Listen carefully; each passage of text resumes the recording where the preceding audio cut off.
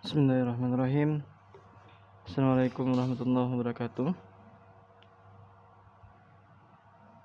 Alhamdulillah.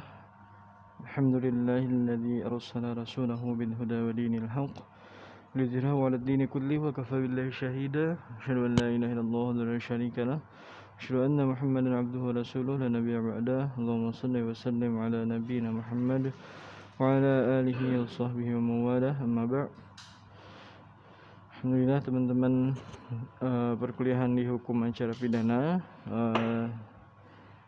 Pada kesempatan kali ini kita akan membahas materi terkait penyelenggaraan peradilan pidana.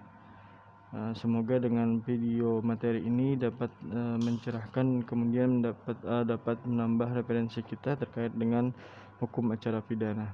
Nah, yang paling penting dalam penyelenggaraan peradilan pidana, bagaimana kemudian kita memahami alur kemudian proses daripada peradilan pidana itu. Ya, jadi di sini saya tampilkan ada skematis terkait dengan peradilan pidana.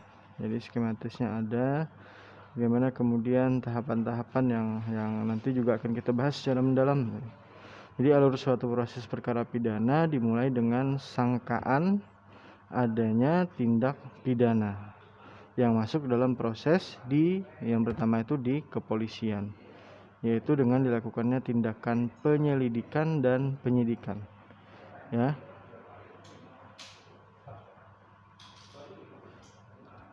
Kemudian masuk dalam proses di kejaksaan. Nah, jadi setelah kepolisian melakukan penyelidikan dan penyidikan, nah jadi penyelidikan dan penyidikan itu berbeda. Nah, kemudian masuk dalam proses di kejaksaan untuk dipelajari apakah perkaranya sudah lengkap, sempurna, dan memenuhi syarat ataukah tidak untuk dilimpahkan ke pengadilan negeri. Jadi setelah proses di kepolisian selesai, baru dilimpahkan ke kejaksaan. Nah, kemudian apabila memang sudah sempurna dalam arti memenuhi syarat, baru dilimpahkan ke depan sidang di pengadilan negeri. Jadi kalau pidana tempatnya adalah pengadilan negeri. Jadi aparat kejaksaan membuat surat dakwaan dan melimpahkan ke pengadilan negeri dengan disertai meminta agar perkara tersebut diperiksa oleh pengadilan negeri. Nah, berdasarkan limpahan perkara dari aparat kejaksaan inilah hakim pengadilan negeri akan memeriksa perkara tersebut dan menjatuhkan putusan. Ya. Apabila putusan hakim itu berupa penjatuhan pidana, penjara, atau kurungan, maka aparat kejaksaan selaku aparat eksekutor akan melaksanakan putusan tersebut dengan jalan menyerahkan narapidana tersebut kepada aparat lembaga pemasyarakatan. Nah, lebih jelasnya dapat kita lihat ini di skemanya ini. Nah, berdasarkan skema ini nampak bahwa perkara yang dapat diproses di depan sidang pengadilan awal mulanya perkara tersebut masuk atau dilaporkan atau yang diadukan kepada aparat kepolisian. Nah, ini ada juga berbagai delik ya. Sikap aparat kepolisian setelah menerima laporan atau pengaduan tersebut, kemudian prosesnya dan dituangkan dalam bentuk berita acara pemeriksaan kepolisian, BAP polisi. Ada dua kemungkinan yang terjadi berdasarkan BAP polisi tersebut, yaitu ini bisa kita lihat skemanya, bisa diteruskan aparat kepolisian meneruskan atau menyerahkan perkara ke kejaksaan. Yang kedua, aparat kepolisian tidak meneruskan atau tidak menyerahkan perkara ke aparat kejaksaan. Jadi ada dua kemungkinan aparat kepolisian bisa menyerahkan atau melimpahkan perkara ke pengadilan atau tidak. Itu ya yang dapat kita pahami. Nah, jadi ini alurnya dilaporkan tidak dilaporkan. Ya, ini kalau memang delik aduan ya, yang kejahatan reskrim biasanya itu berdasarkan delik aduan, ataupun ada kasus-kasus kalau kalian sudah juga belajar hukum pidana, jadi memahami berbagai macam delik gitu ya. Nah, ini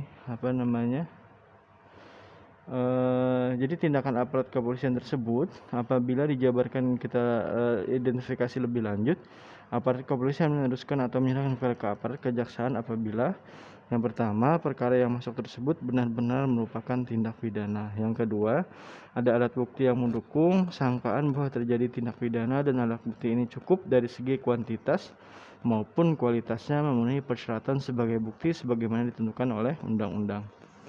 Yang ketiga, tersangkanya atau pelakunya sudah tertangkap. Yang keempat, perkaranya tidak nebis endim atau multitafsir, kemudian belum kadaluarsa ya.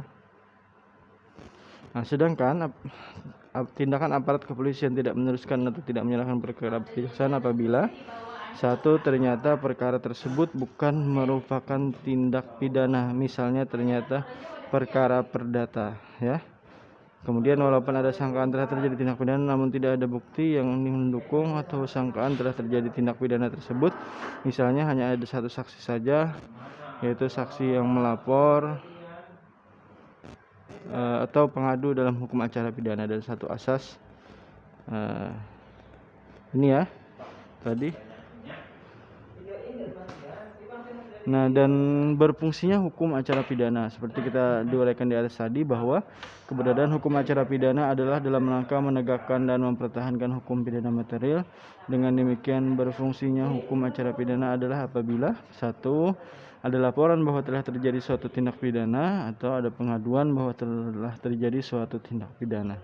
Yang ketiga, aparat penegak hukum mengetahui sendiri adanya tindak pidana, diberitakan di media massa, atau ada tertangkap tangan. Jadi 5 kemungkinan ini yang terjadi di berfungsinya hukum acara pidana dengan berbagai macam delik pastinya ya. Nah, ini bedanya laporan dan pengaduan. Jadi perlu kita ketahui perbedaan dari laporan dan pengaduan.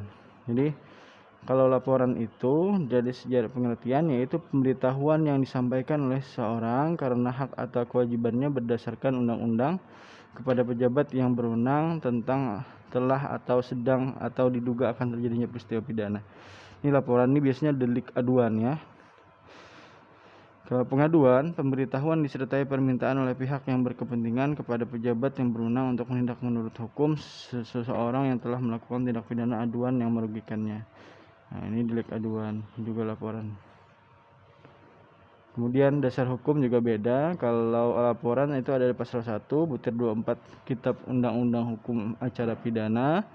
Kalau pengaduan ada di pasal 1 butir 25 Kitab Undang-Undang Hukum Acara Pidana. Kemudian jenis tindak pidana juga berbeda, yaitu kalau laporan semua jenis tindak pidana dapat dilaporkan, baik itu delik umum, delik atau delik biasa atau delik aduan. Kemudian pengaduan hanya tergolong tindak pidana aduan ya. Nah, kemudian waktu mengajukan, kalau laporan sembarang waktu asal belum kadaluarsa. Nah, ini laporan. Kalau pengaduan tenggang waktunya 6 bulan. Kalau di berdomisili pengadu di Indonesia 9 bulan kalau di luar negeri. Ini laporan ya. Nah, kemudian yang berhak, setiap orang dalam hal tertentu merupakan kewajiban, hak dan kewajiban. Kemudian kalau pengaduan orang-orang tertentu yaitu orang yang dirugikan dan tidak ada kewajiban melakukan pengaduan, hak ya. Kalau laporan ini biasanya seperti kecelakaan dan lain sebagainya itu juga masuk laporan. Kalau pengaduan, penipuan dan lain-lain itu bisa masuk di kategori pengaduan. Proses tidak dapat dicabut kembali, prosesnya sudah menjadi wewenang aparat penegak hukum. Kalau pengaduan dapat dicabut kembali. Nah, itu bedanya ya. Nah, pihak-pihak yang terlibat dalam hukum acara pidana. Yang pertama, setiap orang, kemudian tersangka, terdakwa atau pidana. Jadi ada tingkatannya, nanti kita pelajari lebih lanjut. Tersangka dulu, baru terdakwa, baru terpidana. Tersangka ketika disangkakan melakukan tindak pidana, kemudian naik statusnya ke terdakwa, baru ke terpidana kalau sudah ada putusan pengadilan. Kemudian penjabat penyelidik dan penyidik, nanti kita juga uraikan perbedaannya. Kemudian penjabat penuntut umum, kemudian pejabat pengadilan, kemudian pejabat eksekusi, kemudian yang ketujuh adalah penasihat hukum. Itu mungkin yang dapat disampaikan terkait dengan materi pada hari ini. Silahkan kita diskusikan via Google Classroom. Semoga bermanfaat. Terima kasih. Assalamualaikum warahmatullahi wabarakatuh.